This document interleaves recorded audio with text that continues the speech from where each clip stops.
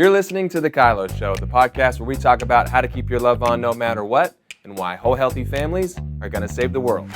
And it starts right now.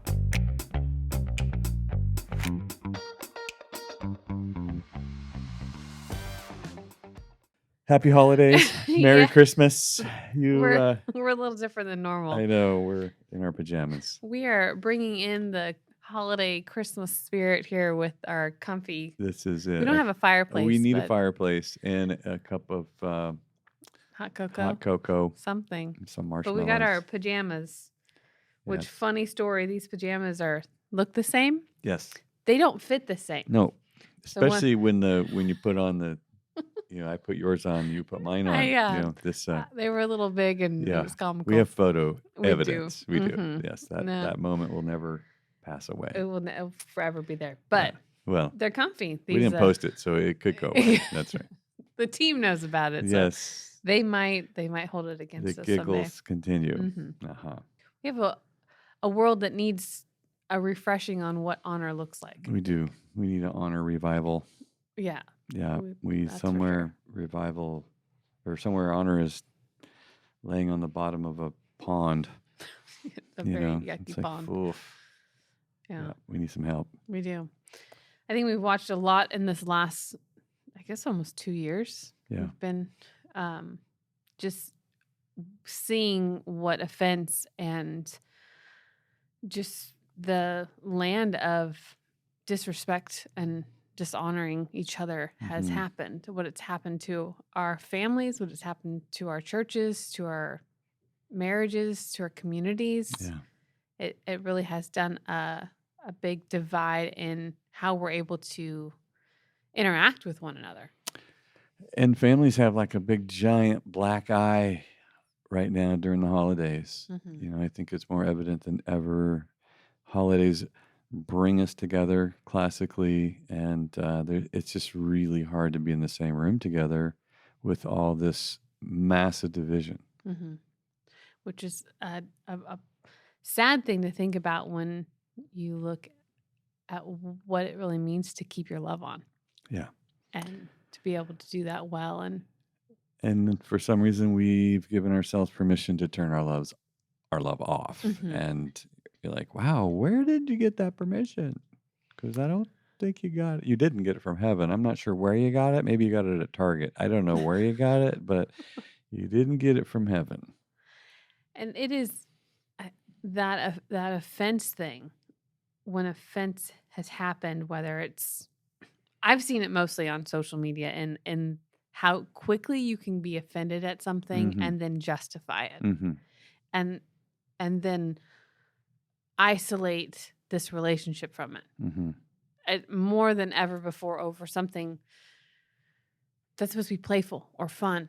Yeah. It is So serious. very. It's so offensive. And, I'm so offended. and You deserve to be punished because I'm so offended. yes. And you think about the whole concept of offense. It's a trap. Mhm. It's just a trap. It comes from the Greek word scandalous, or scandalous, or however they say it. But it's got the word scandal hiding in there. See it? Mhm. And it's a baited trap is literally what it means. So put a little cheese in there, and people walk right up there and go, "Oh, look, free cheese." Mhm. Yeah, free cheese, smack. And now you're in pain. Now you're in pain, and now you're mad. Now you're hurt. Now you're scared. And now you're jumping around, not yourself. You turned your love off, and you are participating in the orchestra of the devil. Mm. You're now playing an instrument for him, Mhm. and you turn your love off. Why is it so easy to partner with offense? Is it just because it's such a bait? What do we get from being offended and then acting on it? I think it's a false sense of power, and it feels like a righteous indignation for everybody. I mean, you don't have to be a Christ follower to have a sense of righteous indignation. You just have to be arrogant. Mm. And that's a equal opportunity offer, is that you can act like you make the rules. You can act like you are the judge. You can act like you are God. So it becomes, there's just such a a, a deception and a delusion on people right now that we think we get to be God. Mm. And so we get to make the rules, change the rules, enforce the rules, and punish everyone who does not comply. That definitely sounds like you are the king. Yeah, you are the master of the universe. And now we have, I think the Bible says that when the land has many princes, that sin abounds. Hmm. It's like, yeah, because everybody's making up the rules. Yeah. And then they change them right there on the spot because they are losing the argument or whatever. It's just insanity. I think about the, love your enemy statement when it comes to offense. Mm-hmm. We've faced a crazy pandemic, and the enemy has been each other rather than something we could rally around. Yeah, like 100% of the time a plague hits the earth, people rally. Or war or something. It feels like there's a rally of unity. Yeah. But that's not happening. It's not happening because nobody actually believes that there's a plague. People are like, wait a second, I feel lied to. I feel suckered. I feel manipulated. And the other people are saying, we're going to die. This is real. Get in line. And so that is where the division is today. When the Black Plague rolls through in the 1400s, nobody was questioning whether or not this was a plague. There's a pile of dead bodies in the street. Cities are being wiped out. Not like we have, people home not feeling well, but wiped out, dead. That was hard to argue against. Now it feels like, well, wait a minute, what exactly is going on? And we are at an all-time distrust for media, for leadership, for anybody to tell us what the truth is. So now this is chaos. This is absolute chaos. This is like somebody screaming fire in a crowded theater. It feels your comment just there about being able to know what to trust. Mm-hmm. Our trust should be coming from the Lord and our truth. Yeah. But that doesn't seem to be the source in which we're living in, which makes it easy to live in offense, which makes it easy for you to be the enemy because we disagree. Yeah. And that's what the common voices are cheering. If you just stop and listen, you can't. You don't even have to stop. They're so loud. They're so much constant. noise. Yeah. So the pursuit of, I'm going to love you in our disagreement of this. I'm going to protect our relationship. I'm going to turn on honor, and I'm going to go to the source of heaven that says, this is what I do. Even though we disagree, I'm not going to punish or try to control you or live in fear of you. Or try to destroy you. Right. Mm-hmm. So that has been out the window of Christianity, it feels like, very loudly in a lot of areas. Yeah. And I think that's what really turns our attention back to, we need a revival. Mm-hmm. We need a revival. The only solution to this whole thing is that the planet finds repentance and pursues the heart of the Father again. Because at this point, it's every man for himself, and might makes right, and get on the most powerful side and save your life. It's at this point, it's all about self-preservation. Save your life.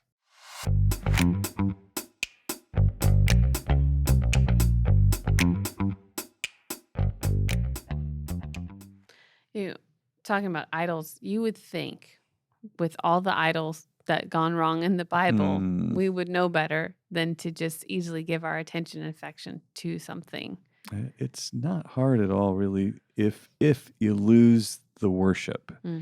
if you lose the lock on worship, there's so much competition for your affection and your attention and your devotion, and it's almost like sugar. It's just becomes a habit.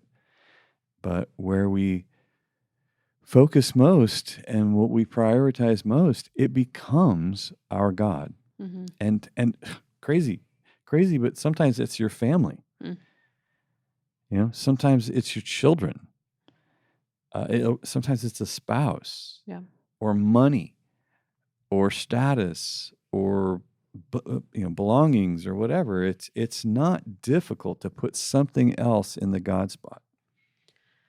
I was talking with Lainey just the other day. We were driving and we were talking about social media and her having an account or not. And I said, I trust you. I said, my concern is, how do you think you trust yourself with this freedom? Because it's so easy to, go watch TV, go be around other peers, or even, they get on my account at times. And that starts to influence their heart. It starts to speak truth, and it starts to change the direction in which they are focusing. Which is that an idol? Is that easily sways your identity and how you behave by giving that power? I guess if it stays longer than a few moments or something. Well, it's the confusion over what identifies me, what satisfies me, what comforts me, what strengthens me, what nourishment is accomplished in me through something besides my relationship with Jesus Christ. I kept saying it like it starts to define her. Like, this is what defines her.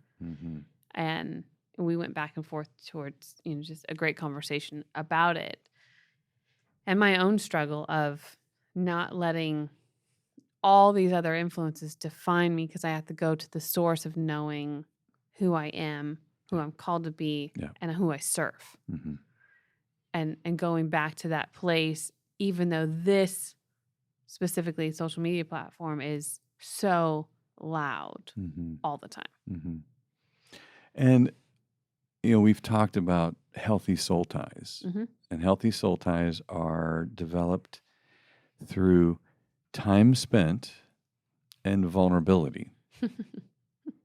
There's lots of that on social media. And so, So, you get that little feedback thing on your phone that says, hey, you spent way too much time It on never this says screen. way too much time. No, it doesn't. It says you're up, how many percent? And oh my gosh, that's sickening to hear that, to see that. But then you can understand, oh, well, this might explain why I'm so anxious.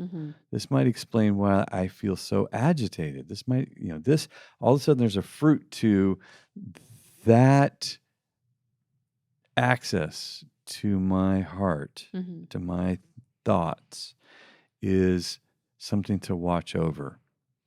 And if I don't, then I will find myself right in the pit of the other gladiators, hashing out who's right and who's wrong and who deserves to be punished and by who. Which our topic for today is that we need a revival of truth. And that's those conversations that happen around the table of, will you agree with me? You say you love me, but will you agree with me? There's a lot of those, and there's a lot of confusion, it feels like, that I can't love you unless I agree with you. So I don't know how to be able to give my truth of what I am convicted in without you being offended or hurt or pushed away. So I don't get to display my truth unless I agree with your truth, which isn't my truth. And then I don't know how to be around you. So either I just sit silently and feel distant or disappear or get angry. I mean, these are often the things that seem to happen. And so knowing how to navigate, how do you have truth? Well, there is a source of truth that, or there isn't. Mm. If there is not a source of truth, then you get to define words, redefine those same words, then redefine what you redefined and keep doing it until you get your way. And that is, that's kind of the nature of politics, really, is that we just keep redefining terms so that we're never accountable for not producing the results we said we're going to do, because that's not how we define that word anymore. Wow. And we continually move the goalposts around because what you thought I was saying, I'm not saying anymore. I'm saying something totally different because that's not how I define that term anymore. That's confusing. Yeah, well, it's terrible, and it's super confusing. It creates chaos, which Yeah. is the second way I would describe politics is just absolute chaos. Especially when there is no source of truth. So when we talk about truth, we talk about biblical truth, Yeah. and it doesn't change, and yet there's still plenty to argue about. It's still, you got all these churches everywhere arguing over what it means, there's a lot but of it still doesn't really change. There's Mhm. a heart and core of biblical standards, morality. If that's what that says right there, it's kind of tough to change it, but you can keep trying, but only if you get to redefine terms. And that's a whole lot of political correctness is aimed at redefining words, so that you can be offended and be really, really hurt because someone disagrees with you, because you personalize the conversation instead of discuss the topic or examine the facts. You personalize the conversation as an attack because we disagree. Like, no, let's look at the facts and then we can talk about it. But we're like, no, you are a racist. You are a bigot. Like, wow, that's not even what we're talking about. But that's quickly what happens when you say, like, let's look at the facts. Let's look at the information. Let's look at what the Bible says. Let's look at some things that don't move around with emotions.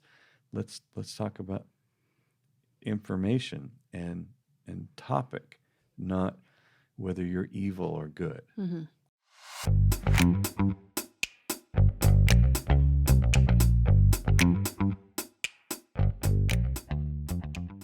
And when you identify who you are with what you do, you become a human doing instead of a human being.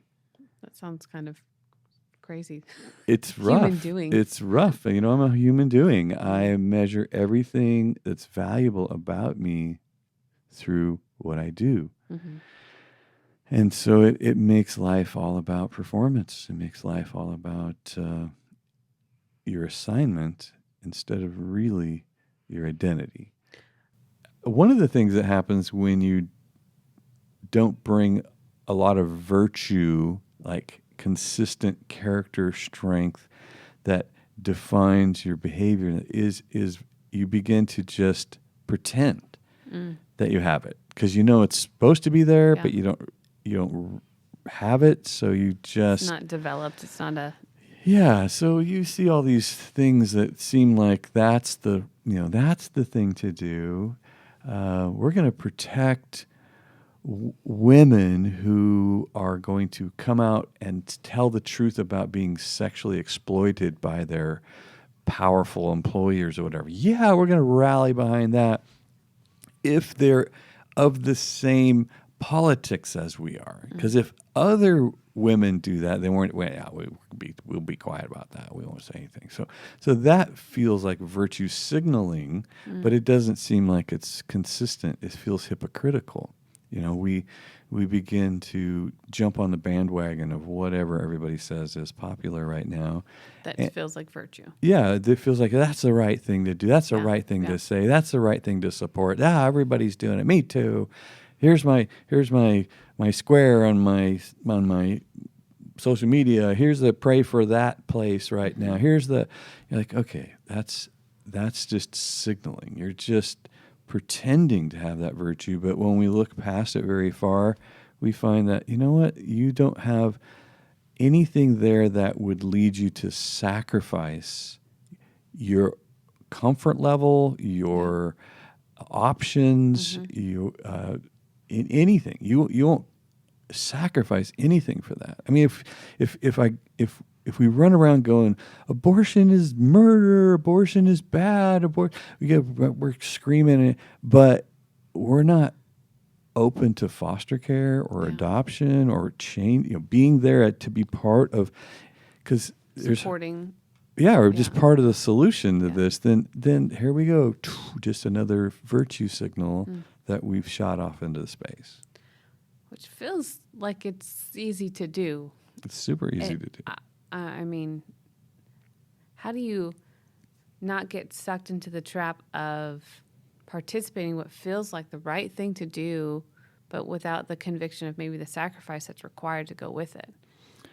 I think that is part of the breakdown in virtue is that we start to behave like politics and that sort of thing is a solution. Like that thing that you offered is a solution. Instead of realizing it's a trade-off. We're gonna trade the way we live now to solve this problem over here, and it's going to cost us to do that. We're going to have to actually we're going to pay attention to what the so-called solution actually costs us. Yeah. Going buying that new F-250 is a solution to my problem. Actually, no, it's a trade-off. It's going to cost you something to buy that brand new truck. What's it going to cost you? Nothing. I'm going to put it on loan. I'm just going to, okay, what's it going to cost you? Nothing. Payments aren't due for 2 months. Yeah. What's it going to cost you? What's the trade-off for finding that as your solution? That's reality. And those decisions are based in responsibility and courage and sacrifice. Wisdom is in there. But when you pretend like you can just throw your credit card out there and there's no consequence, well, that's based in impulsivity, self-preservation, and fear.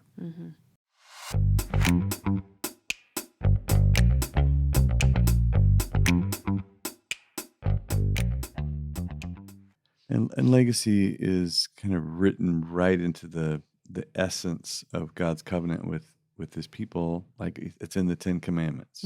Honor your mother and father so that your days will be long in the land. There's a connectedness families are to protect and cultivate and transfer through the generations so that God's covenant moves with all of that so that his blessing rests on each generation of the family members in that covenant. Which I love. Yeah. I mean, we have a fun, unique situation practicing and living in covenant and legacy in a way that I don't know very many people that are doing this, but to have a shared space and the influence of you and mom to the kids. Lincoln has only known you and mom at the dinner table with us since his whole life of being able to remember anything, really. Right. Which is a He was beautiful, 2 when we started.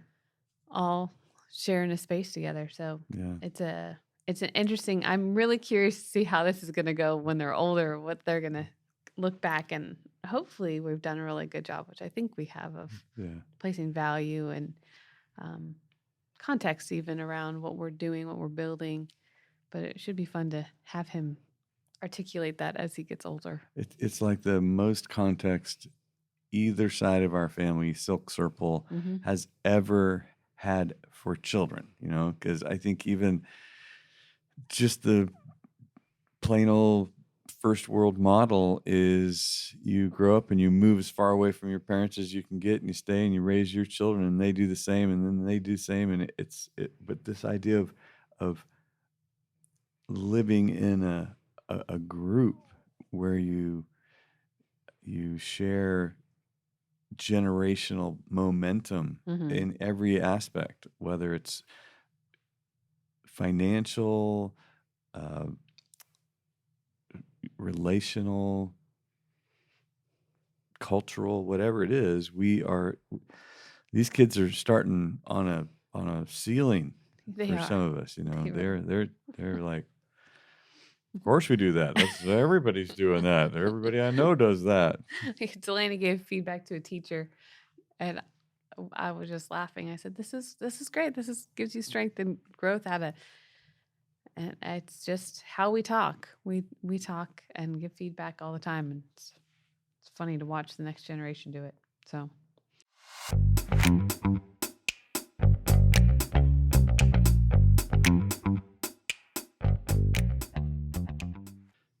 This day and age we live in is in a serious threat. Serious threat. And it's targeting really the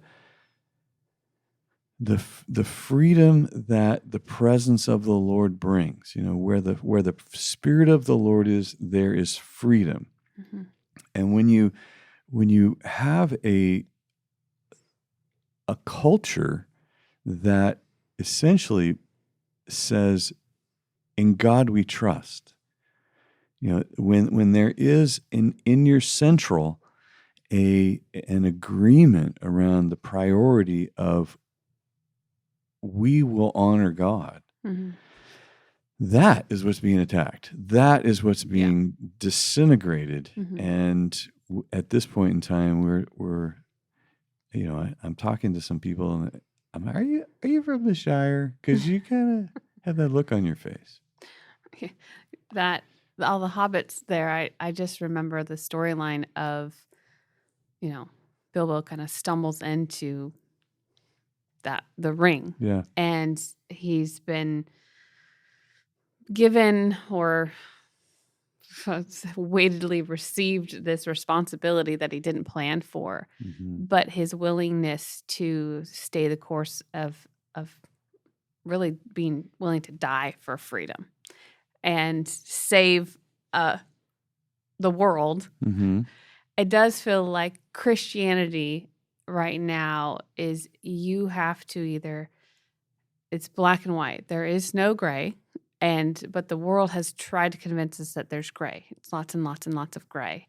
And so your ability to choose, that I love the Lord, I'm led by his Spirit, that I don't believe this, I believe in love, I'm going to participate in that more than fear, means I'm now blank more than ever. So you have this fill in the blank culture, it feels like, so easily, because I made a choice to be led by the Lord more than be led by fear. And that's, the analogy of Lord of the Rings, I just think of Bilbo had to make this. Frodo, that's right. Bilbo was the first guy. The birthday guy. Yeah, he's the original ring bearer. He's the guy. Yeah. Well, that's Gollum too, but. No, he freaked out. Yes. So Frodo has, this, it's just crazy to be on a journey. It's almost everybody's their own Frodo. What choice are you going to make? And then there's Sam. You got to have a Sam in your life, though, right? Because it gets really scary, and you feel nuts. You just feel nuts. Like I have a revelation. I can see. I can see the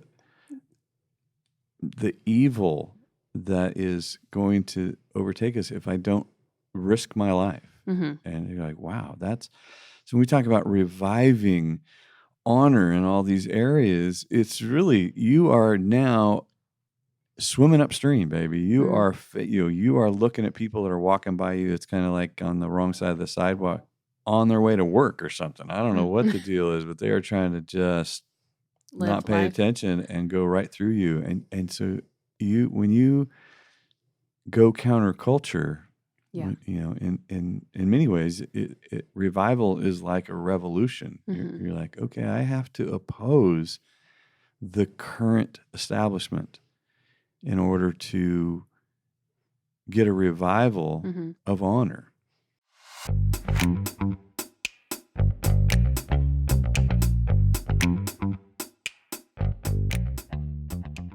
We got some swag on. We do. I wish I could show you the back, but maybe they could put a clip or something Yeah. in that. Good But stuff on the Loving on Purpose. if you didn't know, Loving on Purpose has some swag. You We do. can purchase it.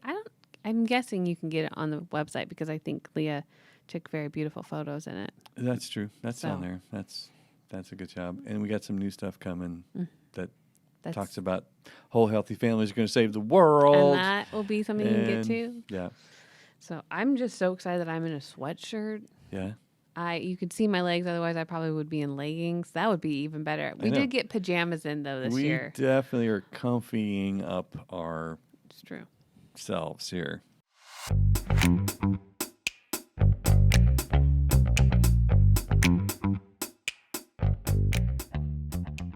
Just people are just doing stuff like not talking to each other, and they love each other. Yeah. And they're scared and they're hurt, and there's just a lot of banged up stuff going out there. And it's keeping us from who we're called to be. Yeah, yeah. We won't be our best, and we won't be our, we won't bring our love. We'll bring our self-preservation. So when we talk about dreaming and hope and all that, it's really a challenge. I think it's going to be a challenge to hear past save yourself. Yeah. Because and only really think as far as you could see, because certainly the only thing you can control is maybe what you can see. Yeah. And that's just undermining our whole life of faith, our whole life as believers, our whole purpose on this planet. Yeah. And the only thing I feel like some people that I've heard are saying, well, at least I'm healthy. At least I've been healthy. Mm-hmm. And that is a beautiful thing. Yes. Yep. I want that for everyone. Yep.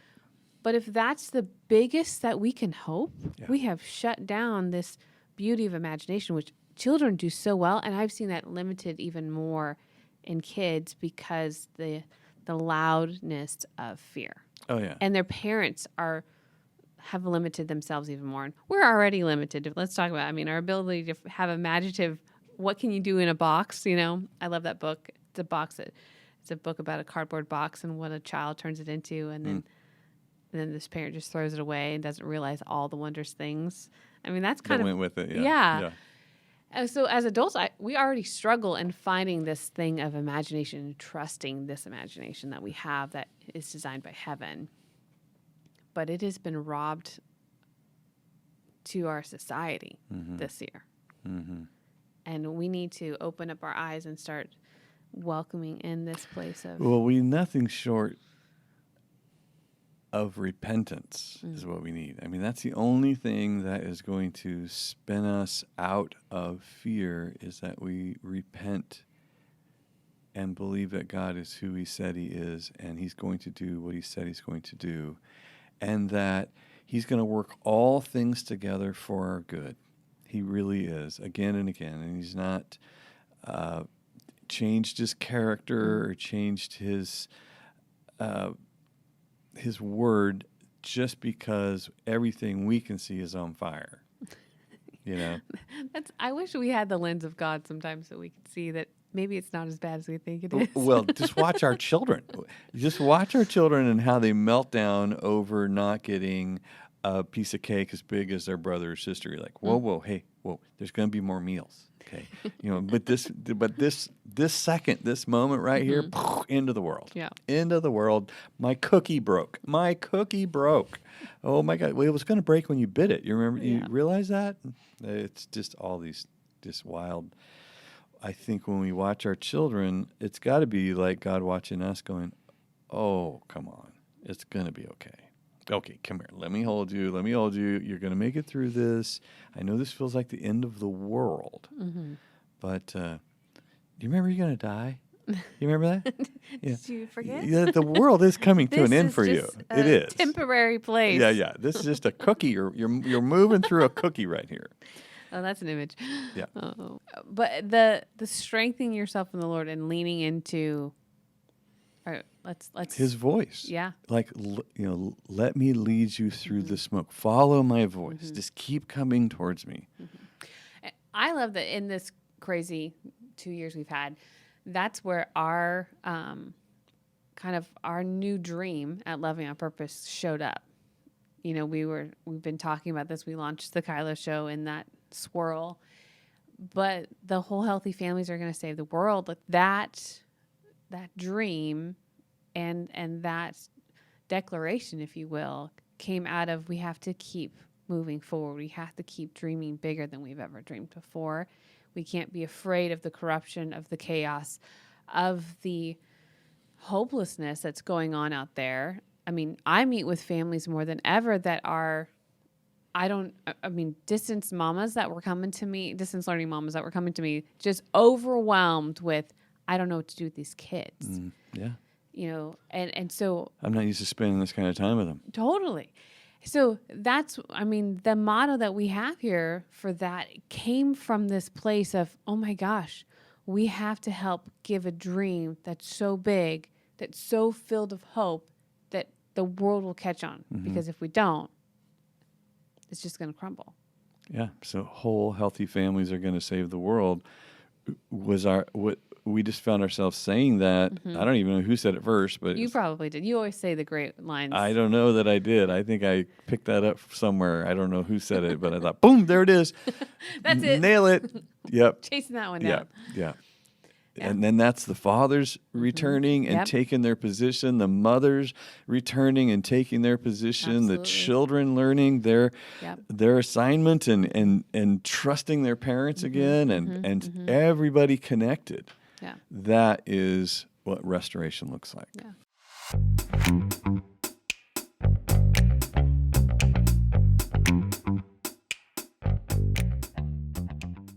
You know, I think that when those moments of disappointment arise for a dream, I often think about, you know, there's something in the building in the waiting. Like God is having you wait for a reason because He knows on the other side of this dream that you've got that's so good that He wants for you, you may not be ready for it. And so to have you in this waiting stage is a gift. Otherwise, this will crush you. Yeah, I mean, like how many people, as you were finding your spouse, did you pray, oh God, let me marry this one, let me marry, and you didn't, you just moved through all these. You're like, oh God, thank you for not answering my prayer. I'd be that I would have really been, thought that was one. oh, jeez. And those are situation after situation. I was just talking with a young man last night, and I was telling him, my dreams when I was your age, I am so glad I didn't get them. I'm so glad that is not where my life ended up, because at one point I was a meat cutter in a grocery store in Weaverville, and as big as I could possibly dream was I'm going to own this grocery store in a town of 3,000 people, we expanded from and I'm going to be the best grocery store owner this town's ever seen. I'm going to rock my whole life with this grocery store. I'm so glad that dream did not come true. It was this waiting. Lord's like, Yeah. let's see if you can do something. Okay, we can do better, Danny. Yeah. Just hang on. The call of you have a purpose on your life and you're called to dream. We think we've got this almighty, wonderful, biggest dream ever. And there's the waiting. And it's because God's like, I'm pretty sure you could do better. Yeah, I'm better at this for your life than you are. Than you Believe are. it or not, I'm better at this than This you is are. such a- Because sometimes when we say, you can be whatever you want, it's almost a suggestion that there'll be no struggle. It's going to be handed to you because you want it really bad. And if you throw a big enough fit, you'll get it. Yeah, I know. Like, no, that's nothing Mm-hmm. what life's like. It is everything about what work did you do to become who you were called so that you could happen. One of Lincoln's dreams right now that have come with struggle is his Taekwondo land. Yeah. You know, kicking boards and smashing them with your palm of your hand or whatever he's doing, or elbow. That's hard. I don't think I could do it. I mean, if I was angry enough, maybe I could do it, but I don't. I would probably hurt myself. Is the reality. He's had a number of do-overs. Yes, there's a stack of broken boards in his bedroom. But on the way to that, or his recommended black belt that he is now, and he's training for like 6 months. It's a process. Is punches to the face, kicks to the groin. He's had this one kid he's always sparring with, kicks him right and like hooks him on the lower hip. So I don't know if it's like his kidneys. Yeah. So whenever that happens, man, the boy is just like, that'll take you down. He told me the other day, he's always kicking me right there. I said, are you supposed to block? I think you're supposed to block that one. But there's just this, he says, I want to be a Taekwondo teacher. Like that, he wants to be one of the masters, the teacher. That's one of his dreams right now. And I'm like, yeah, buddy, you keep going with this. That's totally something that can happen. But what I know about Lincoln is he is so compassionate. He is so tender, and his ability to lean in. I mean, that's what I'm watching his instructors is they have this gift and art for, a skill that's meant to beat somebody up, but met with discipline, compassion, and really Courage. just courage and all these things. I'm looking at Lincoln, I'm like, totally. Those are all things that he's so good at. And Taekwondo is just how we found it in that lane, but it's bringing out all these natural things that God designed in him.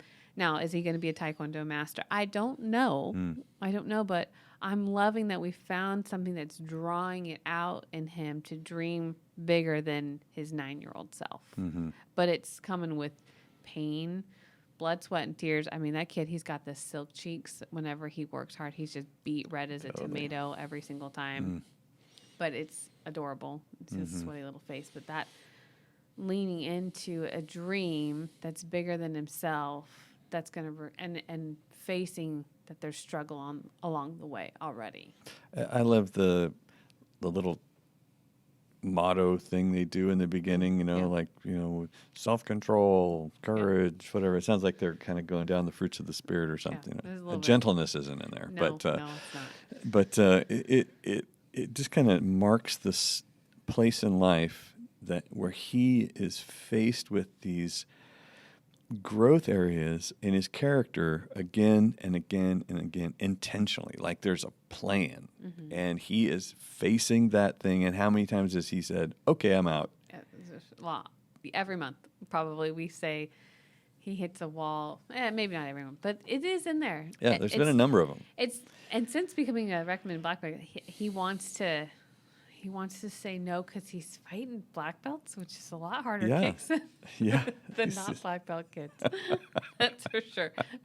I don't know that we've gone through one sparring day that doesn't end in he got hurt somewhere.